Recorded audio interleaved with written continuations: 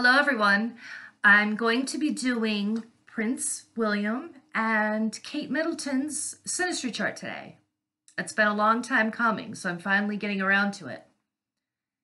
Now, I'm a big fan of the luminaries, especially moon-moon connections between two people, and they don't have any, but they have some excellent backups, and I'm going to get started. Her vertex conjuncts his south node, 1 degree. This is an indication of fate and karma, and it's a long-lasting relationship. And it's when you have the vertex, which is a very important point in your natal chart, conjuncting one of the nodes from another person, that indicates that it's fate and it's meant to be. His midheaven conjuncts her IC, 3 degrees.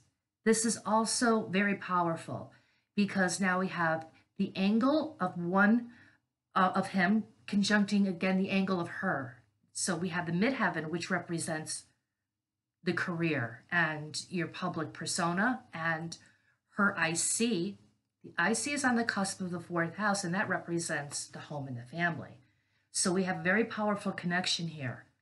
There's a binding aspect, and they're able to cooperate in the area of balancing the harmony that goes with the career and the family. And there's a balance that the duties and the expectations between them, like I said, concerning the family and the career, are fulfilled. Now, his Jupiter conjuncts her Sappho and Felicitas asteroids in Scorpio. Jupiter is the largest planet in the solar system, and it magnifies whatever it touches. So now we have her Sappho, and that has to do with eroticism and passionate sensual energy between the two of them. Now, her Sappho conjuncts his midheaven by 1 degree. Normally, when you have planets or asteroids conjuncting the midheaven from the other person, you will see this right out in the open. The energies will be for everyone to see. However, in this case, you don't really see it that well. It's kind of hidden. And that's because she's a Capricorn and her ruling planet is Saturn. Also, his Sappho conjuncts her Saturn, 1 degree. And whatever Saturn touches, it puts like a chilling effect or the restrictive energy there. But it's there. Now, in the case of her Sappho conjuncting his midheaven, like I said, she's a Capricorn, and so she's going to put a chilling effect on this. And Saturn also rules secrets, and the Scorpio that I mentioned before, his Jupiter conjuncting her Sappho and Felicitas, Scorpio, ruled by Pluto, that also rules secrets. So there's like this little hidden agreement between the two of them. Like, let's just keep this on the down low. But behind the scenes, no, there's fire and sexy fire going on, and I'm going to get to that. But the Felicitas asteroid, that has to do with the goddess of happiness. So she's, you could see her, very, she's not like a grump or, bad-tempered. She's poised, and there's a happiness about her when they're together.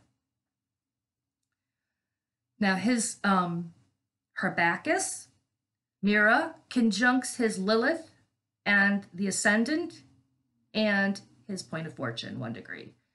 This is really, like I said before, there's raw sexuality and fire and sexy fire going on behind the scenes, and this explains it, because Bacchus has to do with, it's an over-the-top indulgence, and Mira has to do with a sexuality that is not really normal in the eyes of to some people. There could be a lot of kinkiness involved, or somebody wants to be a dominatrix, or things of that nature. Now, I don't know what goes on between the two of them, but it's not a very reserved missionary.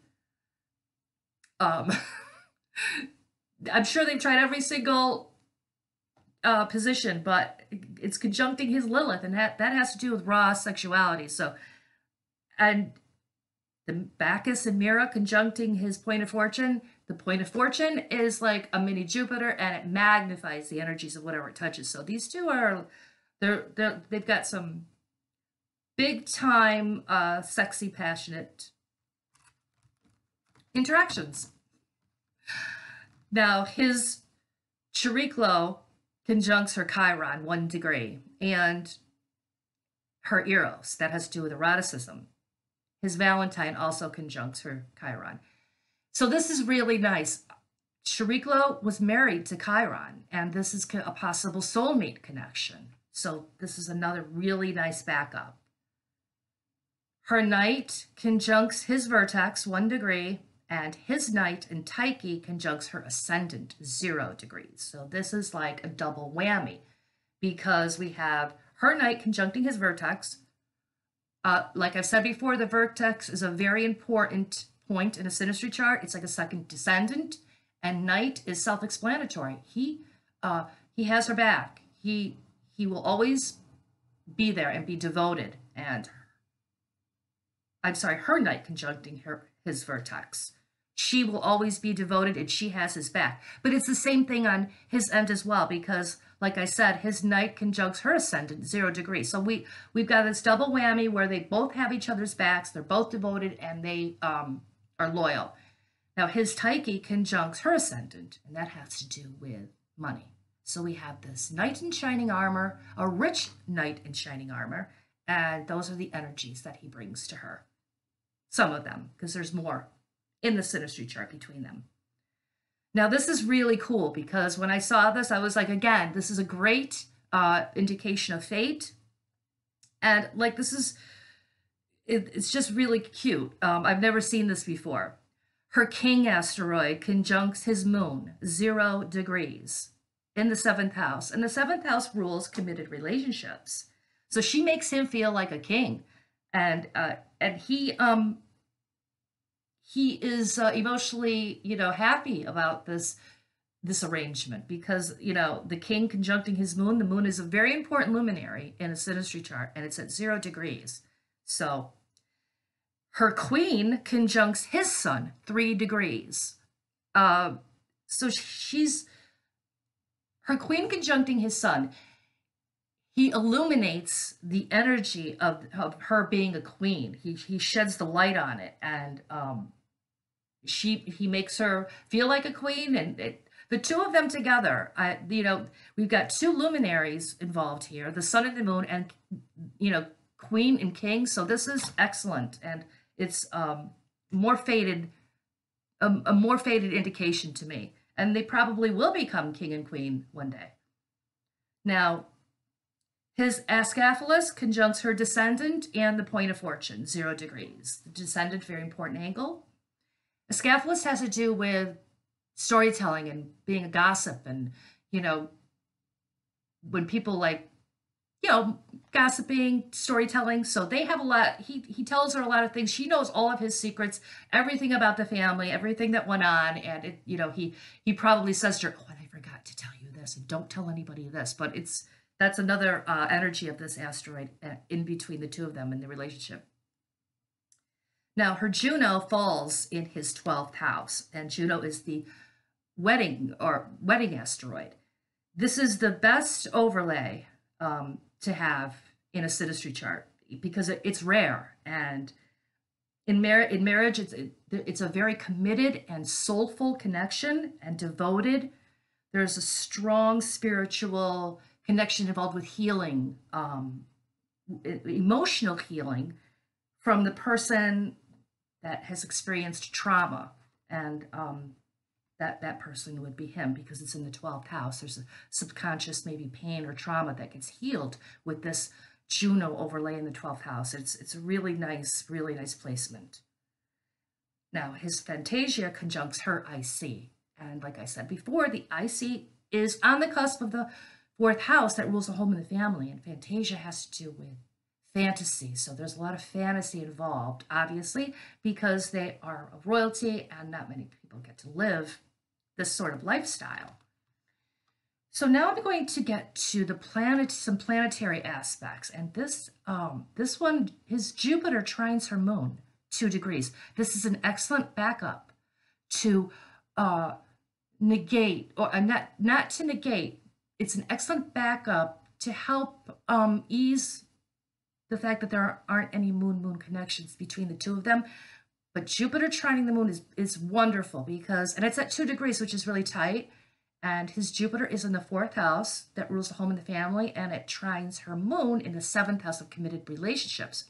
So this is one of the best aspects for mutual kindness, generosity, and harmony in the family and domestic relationships. They share the same ethical values, and they have respect for each other within the home and the family.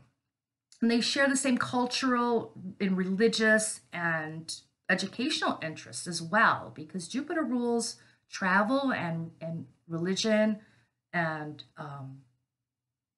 travel, religion, education. And they also are good traveling companions because Jupiter rules happiness. And since this is a trine, this is excellent. So also, his Mars trines her Venus 2 degrees, and that's a strong sexual attraction. Now his Mercury trines her Venus 1 degree. This is really a really excellent planetary aspect to have. It's at 1 degree, so that's really tight. This brings harmony into the relationship, and they both have great respect for each other's thoughts and ideas, and the communication between them is warm.